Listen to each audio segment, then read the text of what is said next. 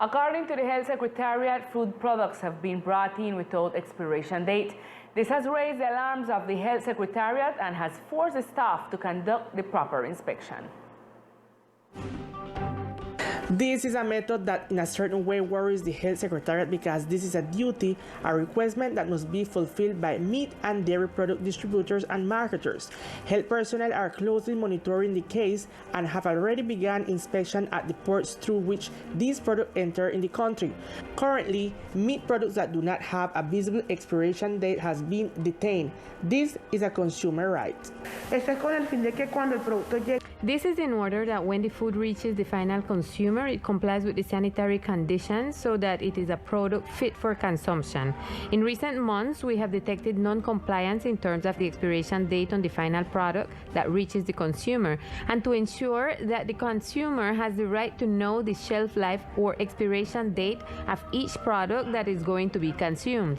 Therefore, we have been making a series of security measures at the points of entry to prevent food from entering without an expiration date on the main or primary packaging and not being marketed and comply with the standards. The food that is intended to enter the archipelago is being detained in order to protect public health and prevent the consumption of spoiled food. The official clarified that since the implementation of these measures, several products that were previously entered with their expiration date now have expiration dates.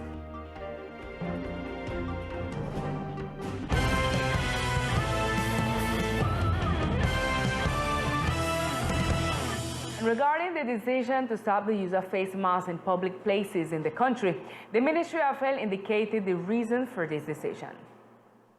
After announcing the decision that in municipalities with more than 70% coverage with a complete vaccination scheme, the use of face masks in open spaces may be eliminated, Fernando Ruiz Gomez, Minister of Health and Social Protection, assured that this decision was taken due to the decrease of Omicron in the country and to recover normalcy. It is clear that it is important to recover the daily routine and give some relief to the population in the sense that we can enjoy some spaces, trying to recover the normalcy or this new normality that the post-COVID is going to leave us.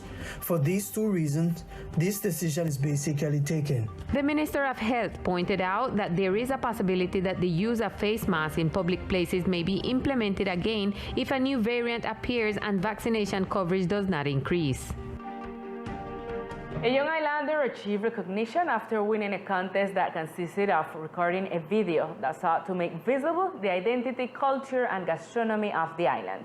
The national government, the First Lady, and the National Federation of Departments recognized 30 teenagers who expressed the best of their culture through a digital activism. Among them, Mateo Torres, representing San Andres. In turn, the social manager of the department, Roxana Zambrano, was pleased with the recognition of the young islanders.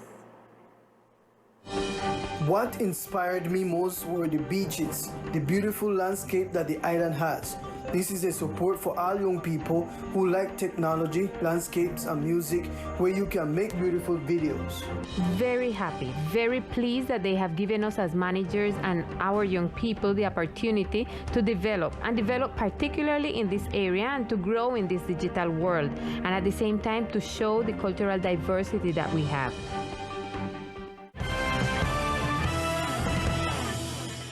And at the closure of the day, the Secretary of Tourism delivers to Teleislas News the balance of the second day of participation of the destination in Anato. Today, at the end of the second day of our participation in the Anato Tourism Showcase, we can only give a positive report. Each of the exhibitors who have come to accompany the departmental delegation have given a positive summary of their participation, where they have been able to meet, learn, and offer the different products they have brought in this version of the Tourism Showcase. This year, we are offering more than a destination of sun, sand, and sea. We are offering a destination of nature, and with this, we hope to captivate offers of different profiles for our department. In other news, the Agustin Codazzi Geographic Institute announced that they have a special window for completion of cadastral procedures and the acquisition of products from the entity's catalog. At this attention point of the Agustin Codazzi Geographic Institute, citizens can carry out procedures and purchase products related to change of ownership, land registration, modification of cadastral registration, request for certification, copies of property, record, atlases, soil studies, maps of Colombia, and the departments, among other services. The office is located at the Francisco Newell Avenue, next to the Santa Catalina hardware store, and is open from 8 a.m. to 4 p.m. from Monday to Friday. They can also be contacted through the emails and address.igac.com. Throughout a press release, the director of the entity, Ana Maria Aljurge, knows that the Institute puts Geographic at the service of the islanders, who will be able to resolve their concerns, purchase products and services, and carry out procedures in an agile manner throughout this window. This is the image sent to our newsroom from the St. Louis sector near the Smith Channel beaches, also known as Red Crab, where a bus is overturned on the road next to the beach, where some months continue located some signaling cones that delimit an unfinished work on the road. Until the moment, the circumstances in which the incident occurred and the company in which the vehicle is affiliated is unknown.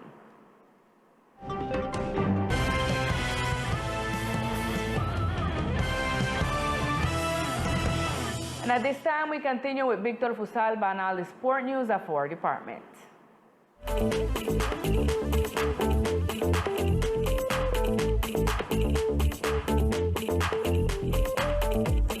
Hello, here are the best sports of the islands. The reactivation of baseball in the children category has been a success for the little players, who also enjoy the accompaniment of their parents. The reactivation of this sport for the children has played an important role in the integration and support of mothers with their children in this training process. The tournament continues to be led by the Loma Roots team, who, despite having lost their perfect record, continues to lead the standings as follows. In first place, Loma Roots with 9 wins, 1 loss, for an average of 900. In the second place, the Marlins with 7 wins and 3 losses for an average of 700 points. In third place, St. Louis with 6 wins and 6 losses for an average of 500. And in fourth place, the Braves with 0 wins, 12 losses for 0 points in average. We talked to Lisette Harrigan, who said, I normally accompany the children them in a them program because I feel like it's important a mother-father role in a children's life, in a every step of their life, no? And the under 10 game that they're playing, I admire it because really the children they need experience between one another what is game, no? They follow it up as it's a Loma going head in the event. But St. Louis come and take the leadership. Well, they still the head because they got mostly all the game win. Only that one game they got lose. And well, I congratulate. So well, then take back up the tournament them and put the children them to play because really, if we look on our neighborhood, we see that we have too much children on the road without nothing to do. So I invite the parents them to come out with their children, and we know so we have to work, we have to do with things, then we have to. But just spend one time, one little moment, if you see them play one game or see them practice, and then you want to win that confidence with your children and take them off of the road from very young. This family tournament that integrates children from different sectors of the island and in like manner will continue to contribute to the formation of these young athletes. On another sector, by the hand of teacher Liliana Consuegra, the children started their skating training process.